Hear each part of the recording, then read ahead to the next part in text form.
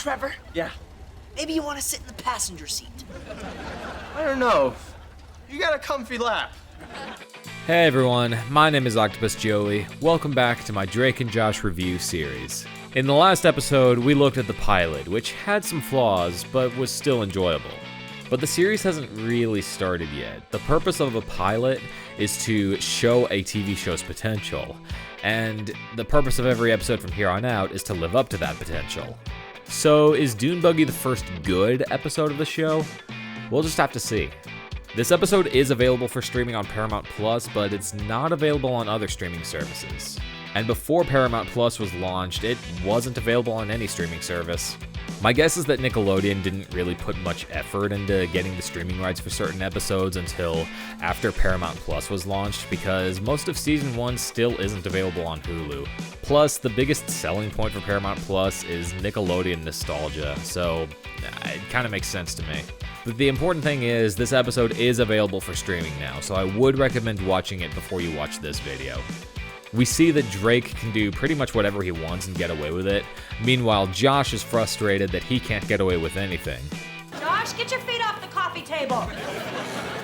Drake's stupid friend Trevor brings them a broken dune buggy, and Drake and Josh decide that they're gonna try to fix it up. But before they start working on it, Drake hits Josh in the head with a pillow, and so Josh throws it back at him, which knocks over a glass of soda on the TV, breaking it. Josh is worried because he knows he's gonna get in trouble for it, but Drake decides to talk him into lying about it. Josh is a very bad liar, so he ends up getting grounded for lying. Even though it was Drake who set the glass of soda on the TV, Drake who hit Josh in the head with a pillow, and Drake who convinced Josh to lie about it in the first place. Reinforcing once again that Drake can get away with anything, but Josh can't get away with anything. Eventually, Drake and Josh do get the dune buggy running, but their parents won't let them drive it. So Drake tries to convince Josh into driving it anyway, but Josh refuses because he's already gotten in so much trouble already. So Drake rides with Trevor instead and ends up wrecking it and getting pretty badly hurt. But Drake still tries to get away with it by pretending not to be hurt and by covering the dune buggy, which does lead to some funny gags. However, Josh learns about the accident when the hospital calls to let him know that Drake left his wallet at the hospital. I really don't like it when sitcom writers make actors repeat everything they hear on the phone, because people don't talk like that. It's not realistic. Huh? He left his wallet in the emergency room?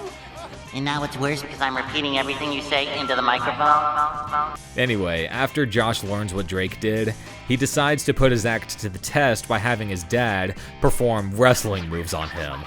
It's honestly really funny. Attack Drake!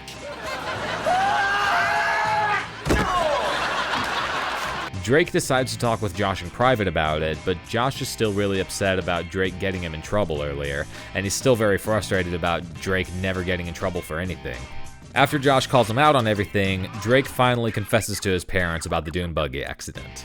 Drake finally gets grounded, but he enjoys it because he gets to lay in bed all week because of his injuries, and Josh has to bring him food all the time.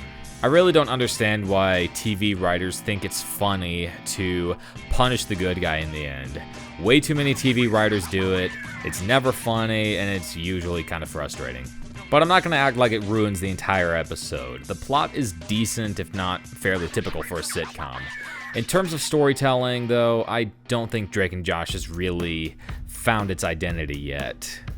Most of the characters were decent in this episode, though, but Trevor was definitely my least favorite. Trevor makes his first and only physical appearance in this episode. He's a stupid character, and that's about it. A good, stupid character needs two things. One, a very convincing performance, and two, more to their character than just, I'm stupid.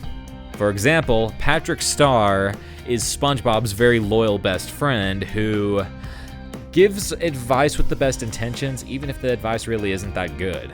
Taran Killam did a good job portraying Trevor, but I think his role was a little bit misdirected. For example, he's not consistently stupid. Sometimes he's the voice of reason. We'll try and figure out a way to hide the dune buggy so they won't see it's wrecked. Okay, but they're gonna figure it out. I mean, you can barely stand up. Plus, we really don't need a stupid character. Walter and Josh are both goofy enough to fill the comic relief role. Plus, later in the series, Drake and Josh both fill the stupid character roles in different ways. Josh is socially stupid. Josh Nichols is no longer a caterpillar. He is a beautiful butterfly.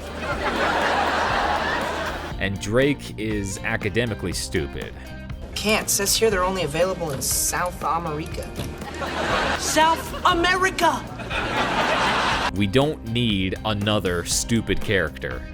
Trevor is mentioned in future episodes, but this is the only one where he appears in person. And honestly, I'm kind of glad. Megan is mostly absent from this episode. She doesn't pull any pranks.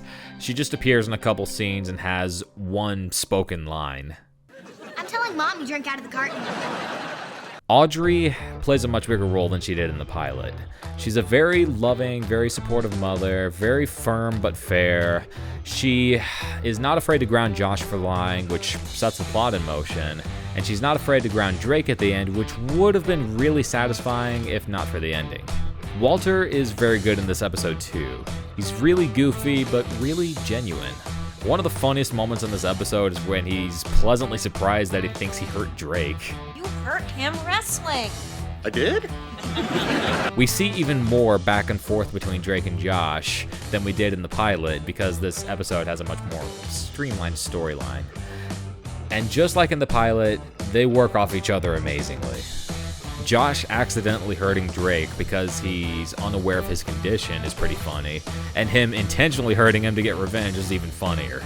Dune Buggy is definitely flawed. The plot is pretty weak compared to future episodes, Trevor isn't great, and the ending was pretty bad. However, once again, the characters' performances more than make up for the episode's flaws. Dune Buggy has more jokes than the pilot, and honestly, they land a lot better. Dune Buggy is just a funnier episode. So, does that mean that this is the first good episode of Drake and Josh? Yeah, I'd say so. I'm gonna give it a rating of 4 out of 5. It's not as good as future episodes, but it's still good. I'd like to thank the Drake and Josh Wiki for providing some of the information I used in this video. And if you like this video, remember to subscribe and hit the notification bell to see future episodes, and leave a like and a comment. Also, check out the Drake and Josh reviewed playlists for my reviews of other episodes. My name is Octopus Joey. Bye.